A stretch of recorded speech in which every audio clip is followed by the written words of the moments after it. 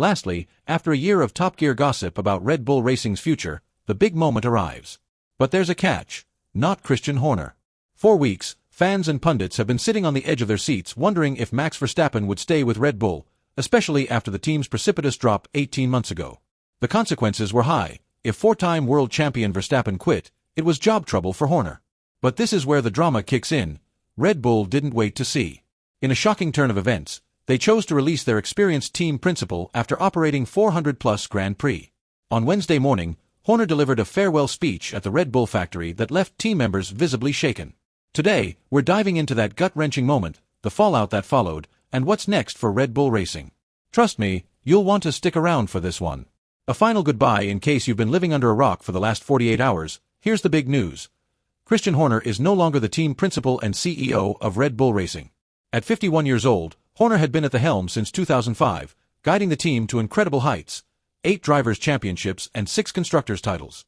During his tenure, Horner led Red Bull through 405 Grand Prix, claiming 124 race wins. To put that into perspective, Ferrari, in the same time frame, secured just 65 race wins, 2 constructors' titles, and a single driver's championship. And let's not forget that Horner did all this with a team that started out as a small energy drink company. Hardly the powerhouse you'd expect to dominate the motorsport world.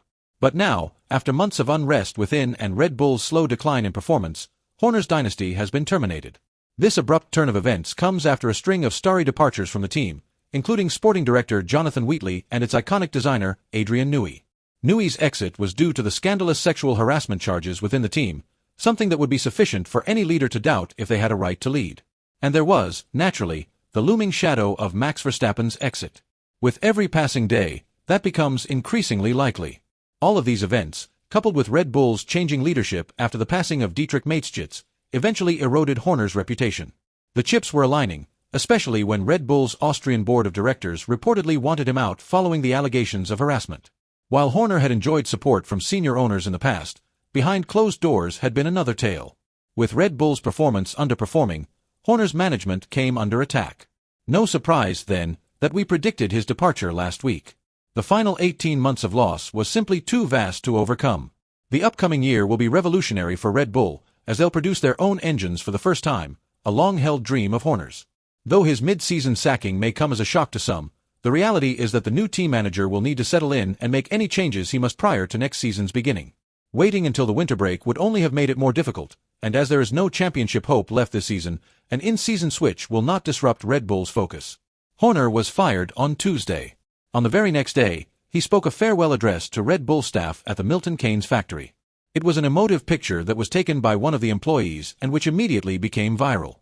During the speech, Horner had declared, "Yesterday, I was informed by Red Bull that, operationally, I'll no longer be part of the business or the team moving forward. I'll remain a company employee, but operationally, the baton changes hands." As you can imagine, those words ring especially true for Horner, and for the group that put Red Bull together into motorsports giant. But what I've been able to do is sit back over the past 12 hours or so and think. And I wanted to be here before all of you today to make this announcement and just to state how much I value every single one of the members of the team who have given so much during the 20.5 years that I've been here. I arrived here 20 years ago with a few less gray hairs and I joined the team. I had no idea what to expect, and I was received warmly immediately. And from 2 crumbling blocks, we went about building what proved to be a Formula One powerhouse. To sit and be part of this team has been the greatest privilege of my life. From the way he spoke and what he said, the truth was that it was a huge shock to him. It was something he had been expecting or searching for on the inside at least. But it seems to have come out of left field. Having been in charge of Red Bull Racing for 20 years, to be abruptly fired must have hit him hard, and the passion of the moment seeped into his speech. While he does say that he's still working for the team, he was removed from his role and that could potentially have been the final time he'd ever step foot in the factory. It was at least the last time as a boss. Whether Red Bull are keeping him on because it is easier for them legally to do so or if they have another purpose for him remains to be determined.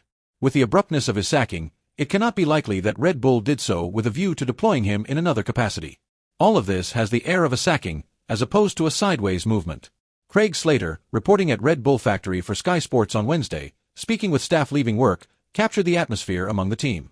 Although none of them would comment on the record about the events of the day, they did admit their shock and surprise at the decision. With the way the team have been running, and with the fact that they're one of only 3 teams to have won a race this season, the surprise is not difficult to see. Heading to Instagram on Wednesday, Her wrote, "It was with a heavy heart he had to say goodbye," adding it was an honor to lead this fantastic team. "It's been an honor to be a part of this fantastic era of motorsport. I leave with huge pride in what we've achieved and also for what's coming for 2026, he added. Current world champion Max Verstappen credited Horner on social media saying, "From my first win to 4 world titles, we've had phenomenal success, winning legendary races and breaking more than 1,000 records," Verstappen wrote. What's next for Red Bull? Red Bull need to now look forward with Horner gone.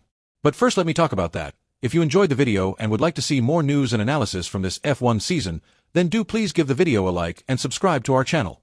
Thanks heaps. So Christian, his sudden departure as Red Bull Racing CEO and Formula One team principal has been followed by 2 other senior officials to leave.